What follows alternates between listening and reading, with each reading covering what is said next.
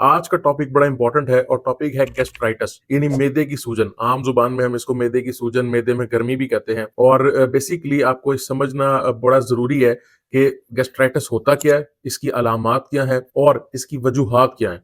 और आज मेरा टॉपिक यही है। सबसे पहले अगर मैं आपको ये बताऊं कि गैस्ट्राइटिस क्या होता है, बेसिकली जो आपका स्टमक होता है, इसके अंदर एक लाइनिंग होती है जो आपके स्टमक की बॉडी को प्रोटेक्ट करती है। अगर वो लाइनिंग डैमेज हो जाए और मैदे की जो बॉडी है, मस्कुलर बॉडी जो है, उसको डैमेज होना शुरू हो जाए और वहां पर इन्फ्लेमेशन हो जाए, तो इसे हम गैस्ट्राइटिस कहते हैं। इसकी बहुत सारी वजूहत हो सकती हैं। अभी मैं आपको कुछ सीधा सीधा सी वजूहत बताऊंगा। सबसे पहले हम इसके सिम्टम्स देख लेते हैं, इसकी अलामत देख लेते हैं। अगर आपको एपिगैस्ट्रिक पेन यानी मैदे के ऊपर या फिर पेट के ऊपर वाले हिस्से में पेन होता है, जो स्पेशली खाना खाने के साथ बढ़ जाता है, तो ये एक बहुत बड़ी अलामत है कि आपको गैस्ट्राइटिस हो सकता है।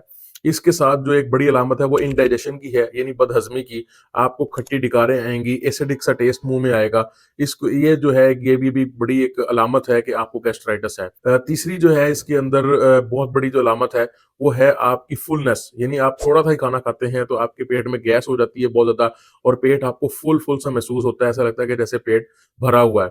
और चौथी जो इसकी आखिरी अलामत जिसे हम कह सकते हैं वो नोजिया और वॉमिटिंग होती है, लेकिन ये बहुत कम पेशेंट्स में देखी गई है। और सबसे कम जो है कुछ कुछ पेशेंट्स के अंदर फीवर भी देखा गया है कि अगर गैस्ट्राइटिस बहुत ज्यादा हो जाए तो कुछ पेशेंट को फीवर भी हो जाता है। अब अगर मैं आप में इसकी बात करूं कॉजेज की, यानी इसकी वजूहात की, तो जो सेरेफिरिस्ट है वो है एच पाइलोराई की इन्फेक्शन। ये एक बैक्टीरिया होता है, जरासीम होता है। ये आपकी बॉडी के अंदर खाने या पानी के थ्रू एंटर होता है और आपके मैदे के अंदर जाके ये आपके मैदे की लाइनिंग को डिस्टर्ब करता है और वहां पर जो है इन्फ्लेमेशन करना शुरू कर देता है, सूजन करना शुरू कर देता है। इसके लिए एक प्रॉपर जो है वो मेडिकेशन का कोर्स होता है, जो कि मैं आपको रिकमेंड करूंगा कि हमेशा किसी मुस्तनद डॉक्टर के पास जाके वो आप अपना ट्रीटमेंट करवाएं। आप हमारे क्लिनिक भी तशरीफ ला सकते हैं। और दूसरी जो इसकी बहुत बड़ी वजह है वो है स्मोकिंग। अगर आप स्मोकिंग करते हैं या बाहर के इलाकों के अंदर जैसे अल्कोहल वगैरह पी जाती है, पाकिस्तान में जो है वो स्मोकिंग बहुत ज्यादा आम है, उसकी वजह से भी आपको गैस्ट्राइटिस हो सकता है। तीसरी जो इसकी बहुत बड़ी वजह जो है वो है मेडिकेशंस। कुछ ऐसी मेडिकेशंस होती हैं जो आपके मैदे की जो इंटरनल लाइनिंग है उसको डिस्टर्ब कर देती हैं। जब वो डिस्टर्ब हो जाती है तो मैदे के जो एसिड है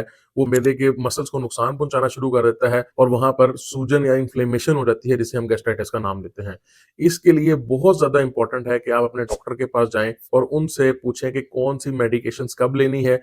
और स्पेशली जो आपकी दर्द की दवाइयां हैं जिसमें सेरेफेरिस ब्रूफेन है, इस मेडिकेशन का बिना डॉक्टर से पूछे बिल्कुल इस्तेमाल ना करें। आखिरी जो इसकी वजह आ जाती है वो स्ट्रेस है। अगर आपकी लाइफ में बहुत ज्यादा स्ट्रेस है, आप एंजाइटी का शिकार रहते हैं, आपका स्लीप साइकिल बेटर नहीं है, तो आपको गैस्ट्राइटिस होने के खतरे हैं। तो मैं आपको रिकमेंड करूंगा कि अगर आप में किसी भी इस किस्म की अलामत है या आप ये सोचते हैं कि आपको एक गैस्ट्राइटिस हो सकता है, तो आप लाजमी हमारे क्लिनिक तशरीफ लाएं ताकि आपका बर वक्त इलाज हो सके।